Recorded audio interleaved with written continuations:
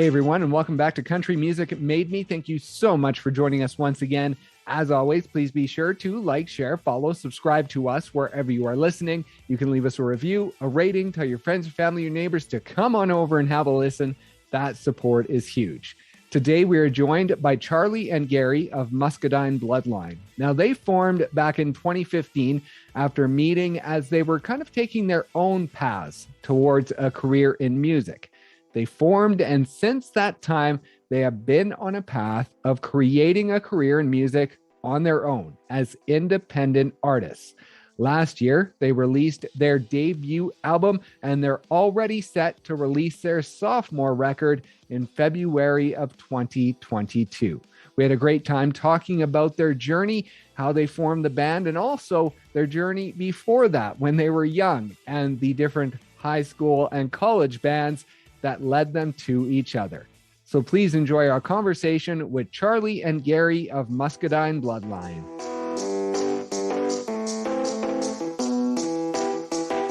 You've released EPs in the past, but when it comes to a record, how different was that in not only releasing it as a full project, but just crafting it during the process leading up and picking the songs and making sure you're telling a story within the album and all of that work that goes into it?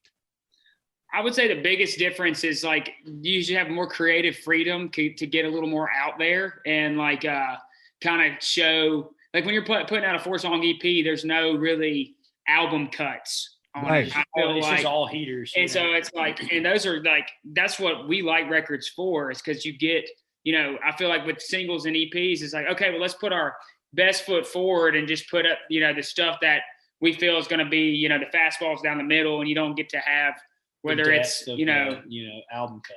Exactly. Right. That's awesome. And now we do have new music to talk about, but on Country Music Made Me, we like to follow the journey a bit and talk about the past and how this journey has gone and how you've gotten to here. Gary, you lost your grandmother Ruby this year, and I saw that you posted about what she meant for your musical career when you were younger. And so talk about how she inspired you when you were younger, and if you would be here, do you think, without that push that she gave you when you were young? Yeah, I mean, honestly, at the time, you know, she was kind of more of a thorn in my side than anything. She kind of was the one who was always on me about every time she'd come into town.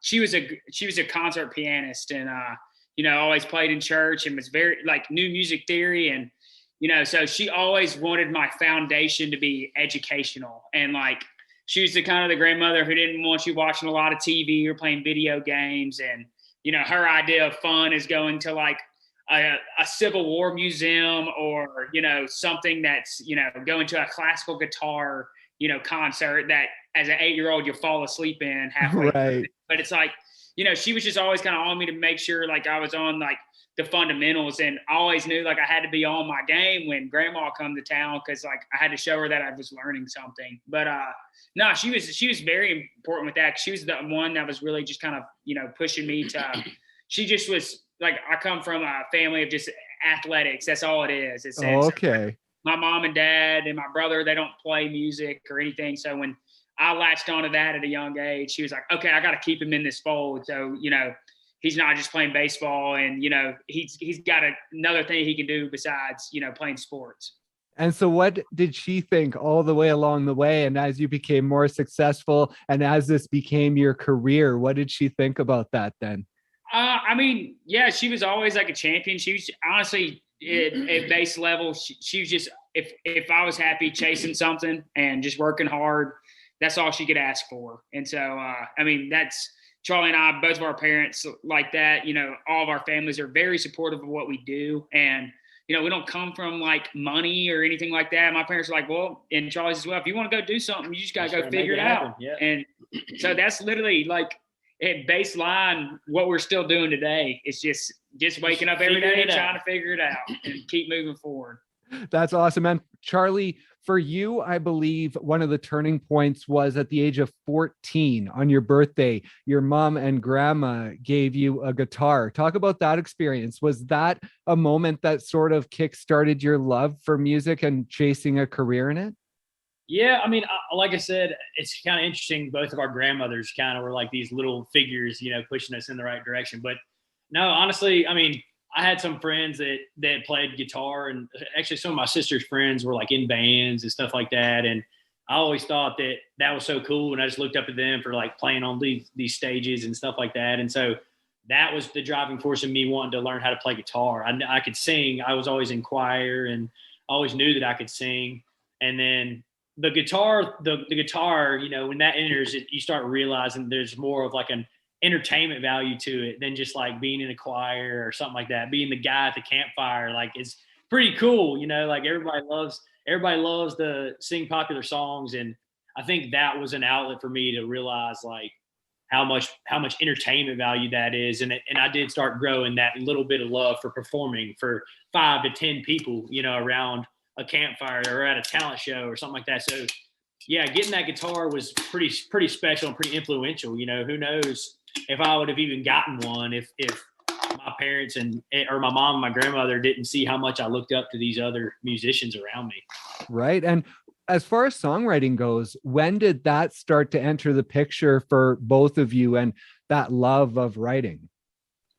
I would say for me, pretty, sometime in high school. I don't know, like, once I feel like I could be wrong, and Charlie might have differently, but like, I feel like as a musician, if your aspirations are to be a singer or a performer or an artist, like, there comes this kind of thing where you're like, man, I feel like I got an itch to create something, not just playing a song that's, that I love, or, playing, all these songs that my friends love around a campfire or at a cover gig. And I feel like there's a yearning of all artists to, at some point, be like, man, I need to write, what's my story? And I would say really, I started, hitting the ground running, songwriting a lot, kind of like towards the beginning of my college career. And that's where I kind of really found out. I was like, man, like, if anything, I don't know if I'll be a performer or anything. I just want to write. I love the creation, and making records is bar none my favorite part of being a musician. Like, those are the things, like, everything else is like an awesome thing around it. Like, the shows are fun to do and stuff, but like,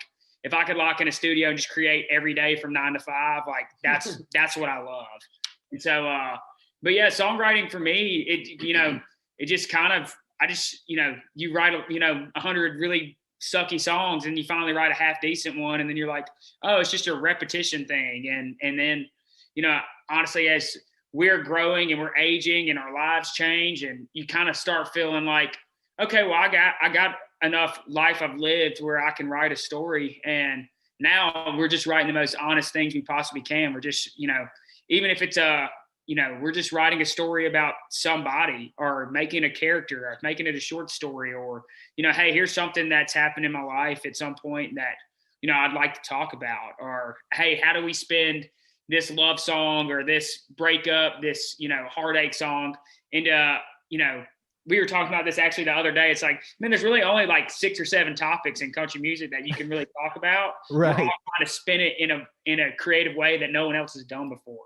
And so, like, that's always kind of the fun part of like putting those puzzle pieces together to create it. But yeah, I'd say, and I answered that really long, but I'd say probably like 19 is when I really started like, okay, songwriting is something I love.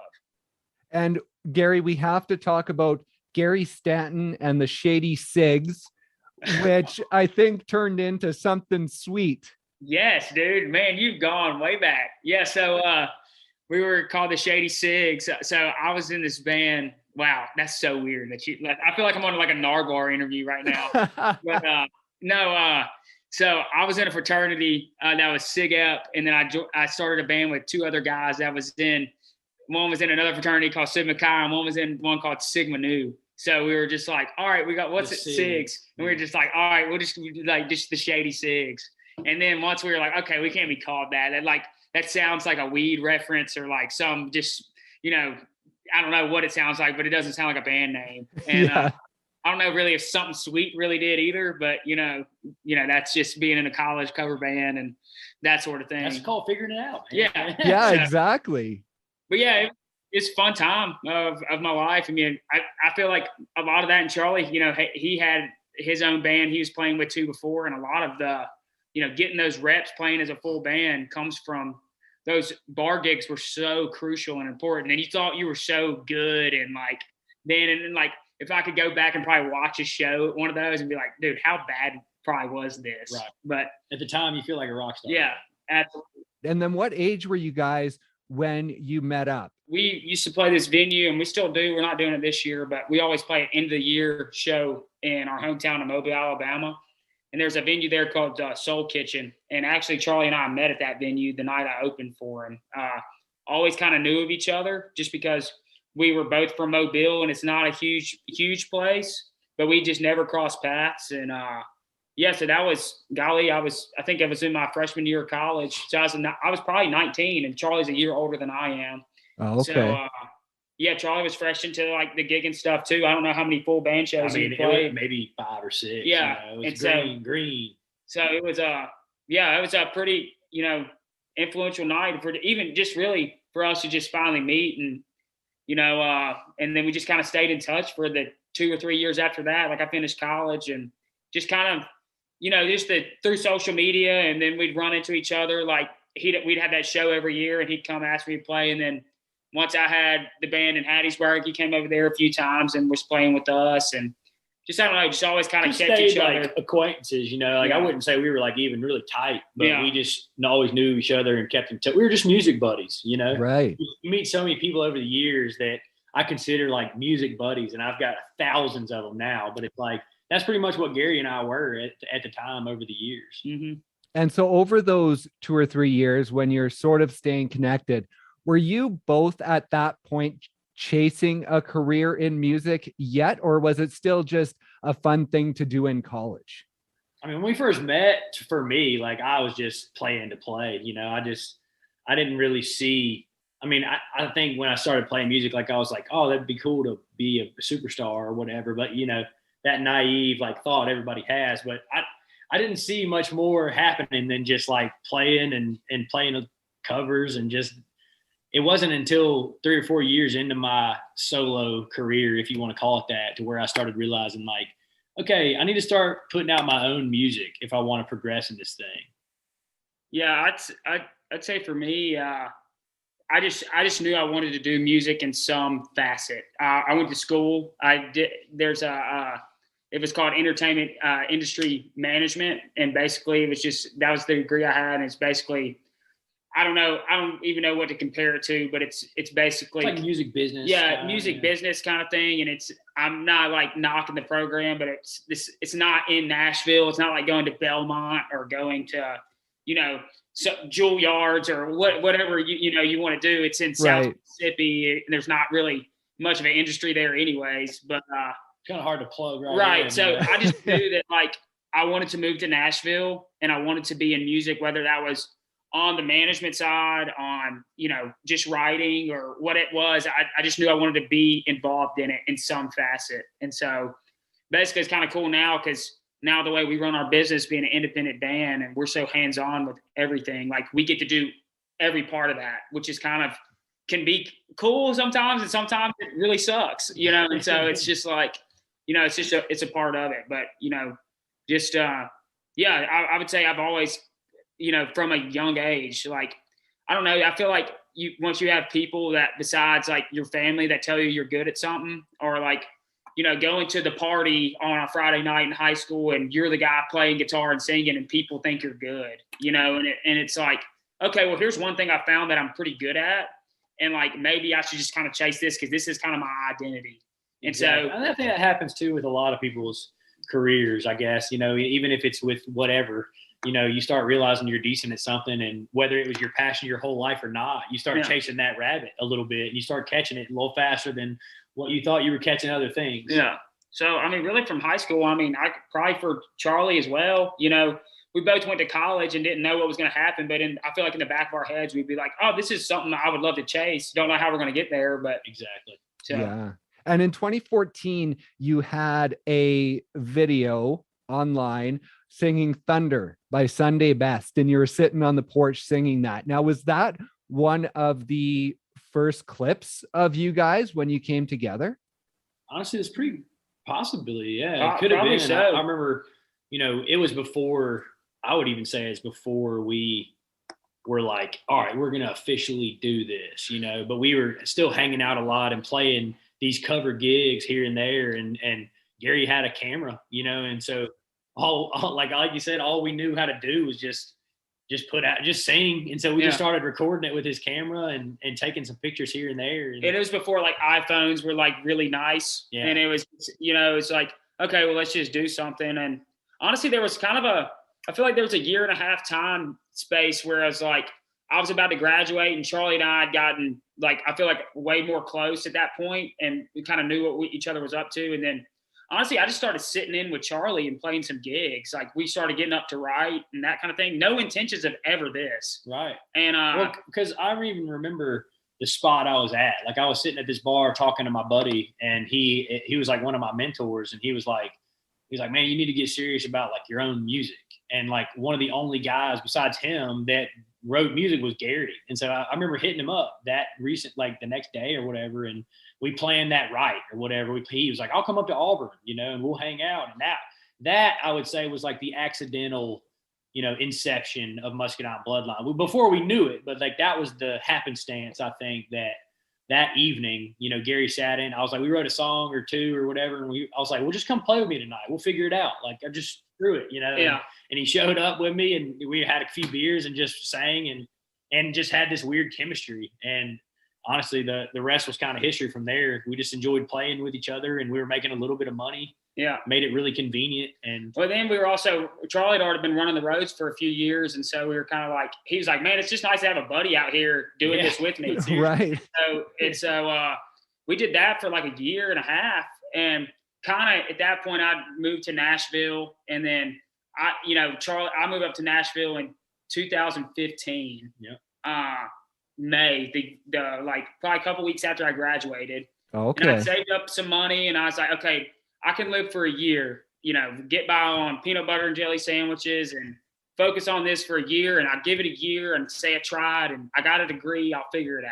Right. And then I think Charlie and I were still playing on the weekends, and I was coming back from Nashville to Auburn and Mobile, and we were just palling around, and he'd come up there and stay with me, and we were getting in the same writing circles. And then he moved up in October of that year, and we shared a room for about, I want to say 3 or 4 months. And then honestly, in that time, we were like, dude, let's just like go in the studio. We'll try to record something. And one of those songs happened to be Porch Swing Angel. And it was just like, okay, we got these 3 songs. We don't have a band name. We need to come up with a band name and, you know, do it. And we just pulled the trigger in December of 2015. And then here we are, I think the motto of our career is just figure it out. Right. Yeah. Like you said earlier, we've been saying that the whole time. It's like, it just kind of happened, man. Yeah. You know, we didn't have this grand plan. We just kind of kept making music and kept recording it and videoing it. And here we are. But literally yesterday or 2 days ago was 7 years that we started. And wow. So 6 years. Yeah. And so it's just like, it's crazy to think that, you know, we've been doing this for 6 years, and one, that we have such a great relationship too, and don't want to kill each other and that sort of thing. It's like, it's really awesome when you can find that in a way that it works. And I was going to ask, like, it flies by so quickly. And so have you ever had that thought of like making it, or has it always just felt like things roll into things and you're still just flying by the seat of your pants and stuff's just happening? Yeah, it really is that, it does, man. Yeah, it like, does feel like that. Like it really is that, to where it's like, I mean, sometimes it's kind of funny. Charlie's half glass full, and I'm always glass half empty. And, so it's kind of like a lot of times when you get caught up in this thing and you just keep pushing, you don't really look back and be like, dang, you've done some really cool things. And it's easy to get caught up and not celebrate the little victories here and there. You know, it's a hard to weigh your success, you know. Because sometimes I still find us in the mindset we're still in 2015, just starting. Come on, we gotta go. Like, and you got, you know, 3 shows in, you know, states that you have no families in coming up this week that are probably all going to sell out. And it's like, this is really cool. 1,000 people want to come see us in Columbus, Ohio. This is sick. You know, it's like, it's cool to say you built something and like people care enough to where they're spending their hard-earned money to come watch you. And 2020, should have been a time to relax and reflect on that. But I mean, you guys pumped out a ton of music. You had a couple of work tapes. You had the debut album. You had another EP. Mm-hmm. Yeah, Turn Back Time. You had Boys. So I mean, and Gary, you were pumping out demos on your social media. Yeah. Just like crazy. So did you take some time to reflect, or was it still just wheels going? What can we do to keep moving? I mean, we had a lot of downtime. You know, we made it look a lot better than it was. But we were just forced into this situation to where we had this meeting with our team and Gary, you know, and us, and we were just like, all right, guys, like touring's off the table, you know. So like what can we do to keep the ball rolling? And the only thing that we could physically control was our music, you know, and we could go in and record anytime and whatever. We'll wear a mask, whatever we got to do, you know. And so that's what we did. We even recorded some on our iPhone. We did those quarantine work tapes, and that was just the moral of it all. We just kind of were like, hey, let's just keep controlling what we can control, and this is the only way we're going to be able to make money. So let's do it. Yeah, it was the first time in our career where we felt like being an independent artist was beneficial, because we weren't on anyone's timetable but our own. So it's like, what we want to do with this time is really up to us. And so, you know, we have other friends that were in label situations that were like, well, we don't have touring now, and like, I don't have this record, you know, done or whatever. It's kind of like, we just had that much more of a advantage because we were like, okay, well, let's just put out this record. Let's do these fun, creative things. Yeah. And like you said, just control what you control. And, you know, and it was honestly beneficial for us because we came back and the touring was even more exciting, that much better. And the, you know, kind of pumping out, just staying, you know how it is, today's age, you're just trying to stay relevant and be in people's faces all the time. It's like, well, the best way for us to do that is just put out music right now if we can't go give them a show.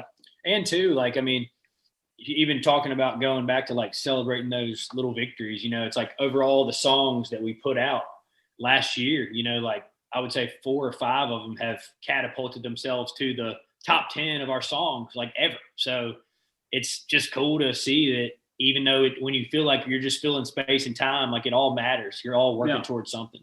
And with the quarantine work tapes, especially, and Gary, you sharing your demos online, like I talked to a lot of artists where there's anxiety tied to releasing music because they want it to be perfect. And so for you guys basically recording your music on your iPhone and throwing it out there, and Gary, you sharing all these demos, you must be pretty confident within your music to be putting out stuff that is that raw.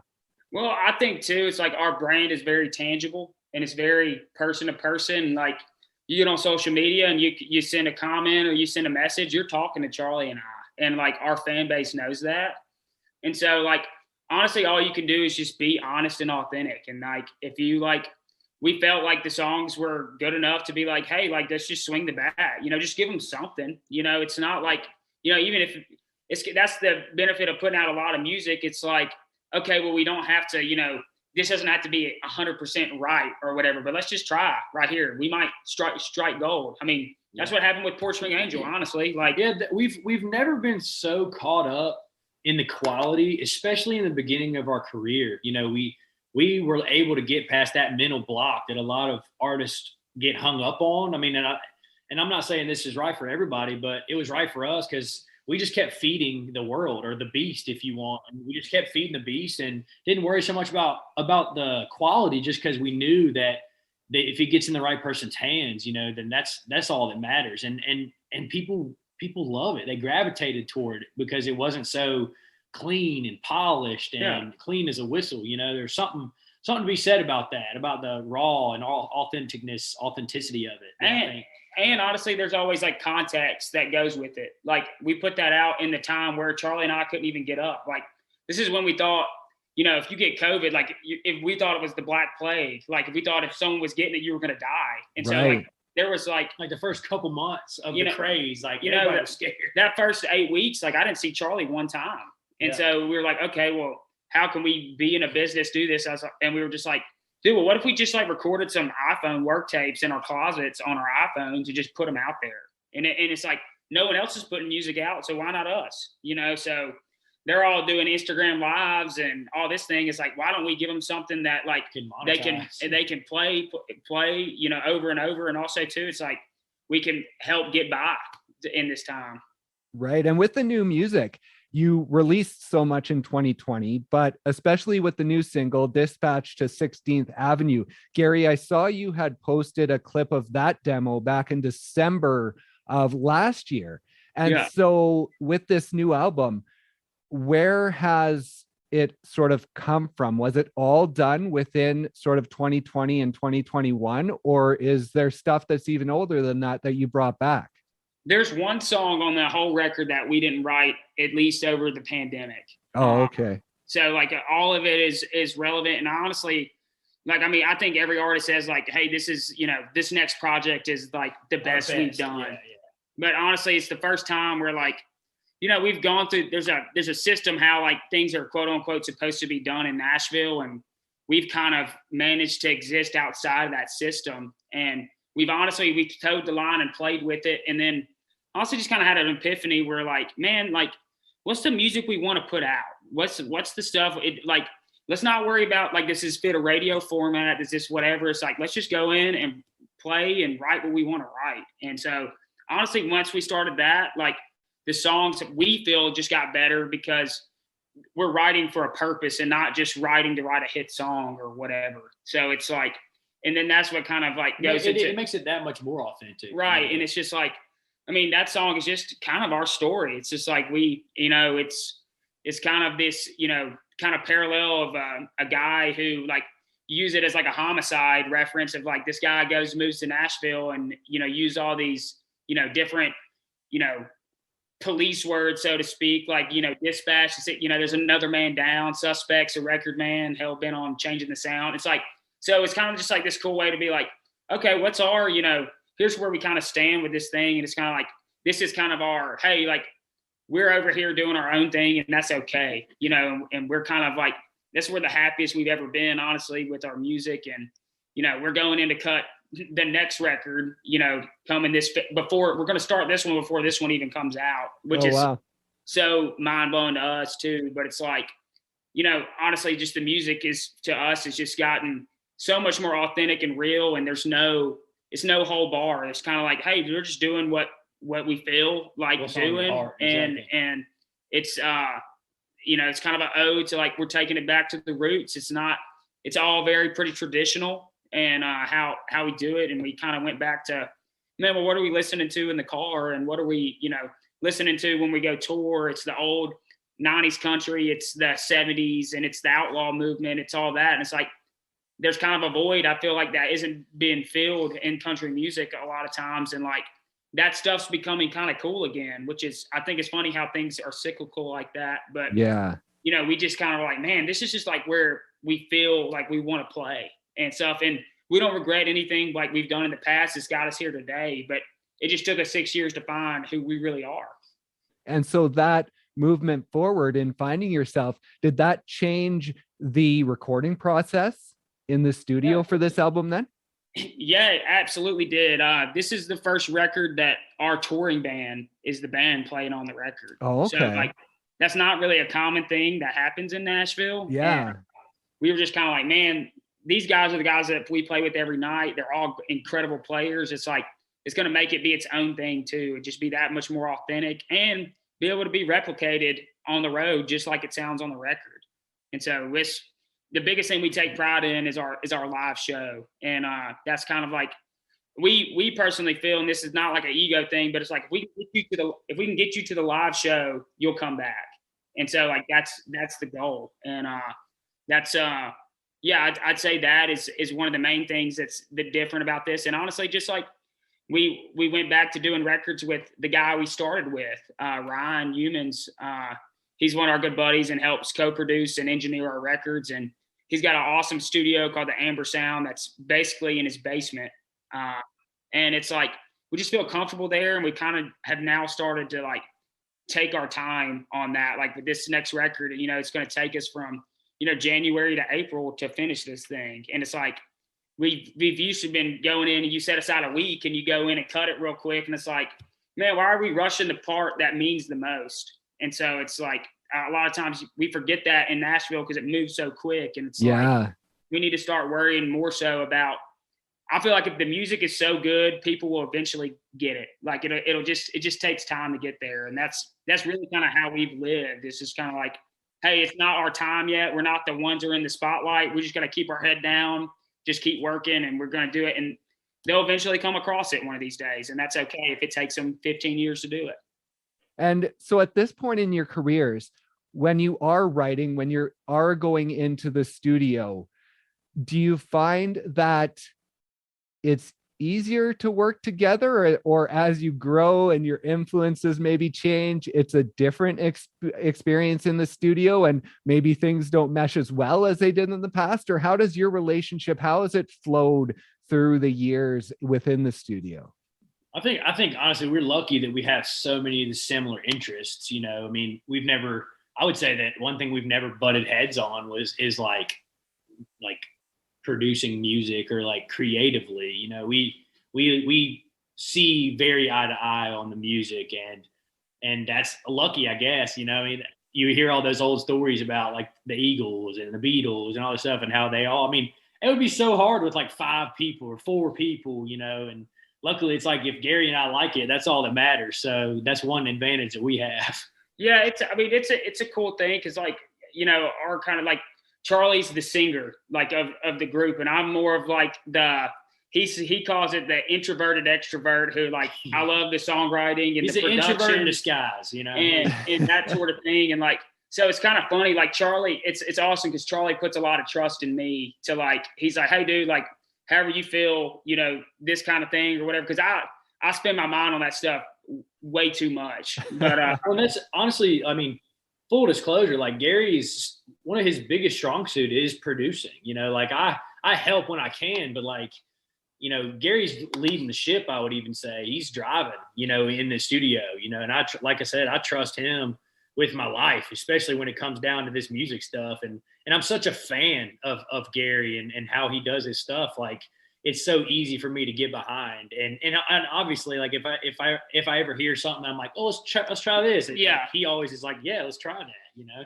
Yeah. I mean, honestly, I feel like the even flow's gotten better because, one, we're both really involved in the writing process. So like, we're never putting out music that, you know, neither of us like. And sometimes, like, you know, like on our last record, there was a few songs like we didn't write together that made on it. And right. It's like a song like See You Tomorrow. I didn't write on that song, but I knew that song was great. So it's like, let's go in and make it a Muscadine Bloodline song. Like, let's, you know, those kind of things happen. And so, but as we've gotten older and we realize our writing process is more of like, man, it's just me and Charlie that really matter. And so, like, you know, you get into town, you start just writing all the time just to write, and kind of like we just write with the purpose of literally writing Muscadine Bloodline songs. I don't really have any aspirations of getting the goal of a songwriting, you know, getting cut or anything like that. It's just kind of like, man, in that we're kind of selfish to where it's like we just want to write Muscadine Bloodline songs. So the best way you're going to get a Muscadine Bloodline song is Charlie and I together. In a room and try it. So, like, you know, a lot of this, you know, some of this record, you know, was just, you know, Charlie and I, and then some of it was,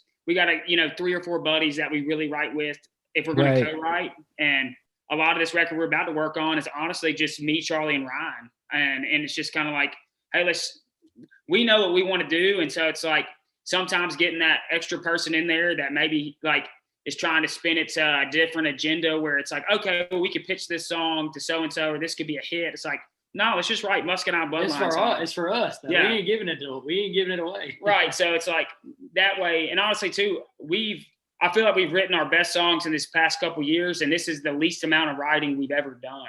And it's kind of cool because like now we can take a break, push that aside for a couple months and then come back to the drawing board. And it's like, hey, here was a title I was working on. Here's this melody, like these kind of things. And then we kind of do them in these like little sprint campaigns and write, 6 or 7 songs in a couple weeks. And then it's like, okay, let's, go live life a little bit more, kind of experience some things and then come back to it. And honestly, it's been the best. And I feel like we've gotten the most interesting, different things. Like, it's kind of crazy. We're talking about writing for the next record before this one comes out. And it's like, but it's just like, that's how we got to live. And we're just like so excited for even the next thing, so.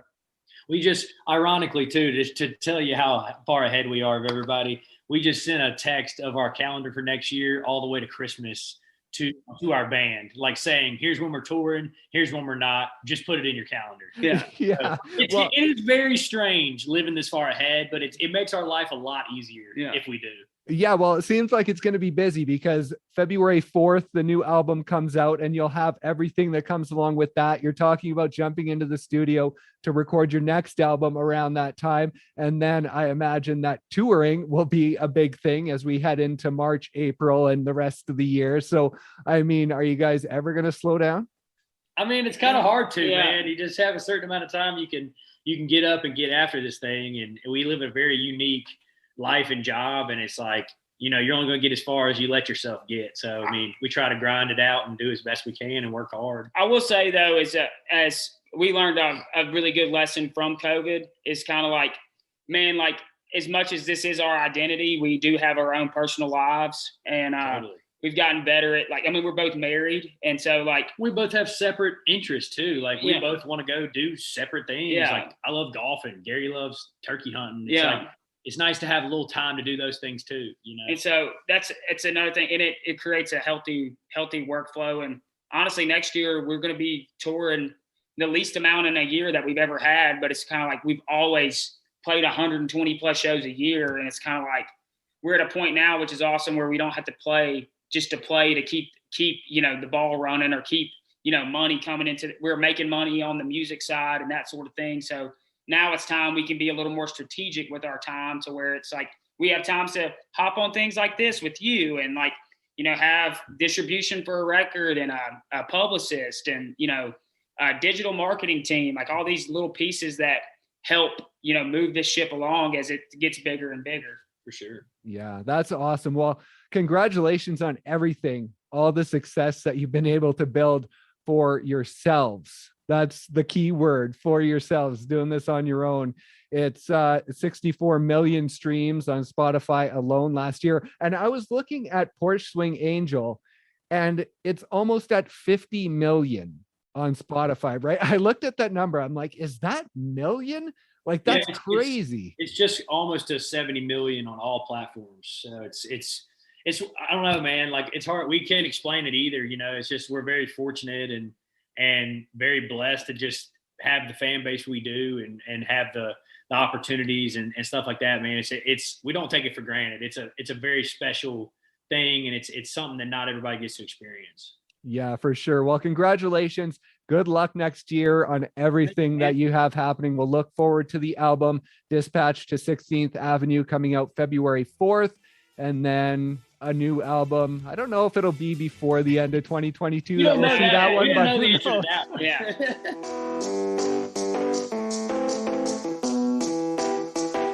Thank you once again so much for listening, and thank you to Charlie and Gary for stopping by and sharing their story. Be sure to check out Muscadine Bloodline's new album, Dispatch to 16th Avenue, on February 4th. Please also be sure to like, share, follow, subscribe to us wherever you are listening. Leave us a review, a rating, tell your friends, family, your neighbors to come on over and have a listen. And please come on back each and every week for new and exciting conversations with your favorite country music artists. Thanks once again for listening, and we'll see you next time on Country Music Made Me.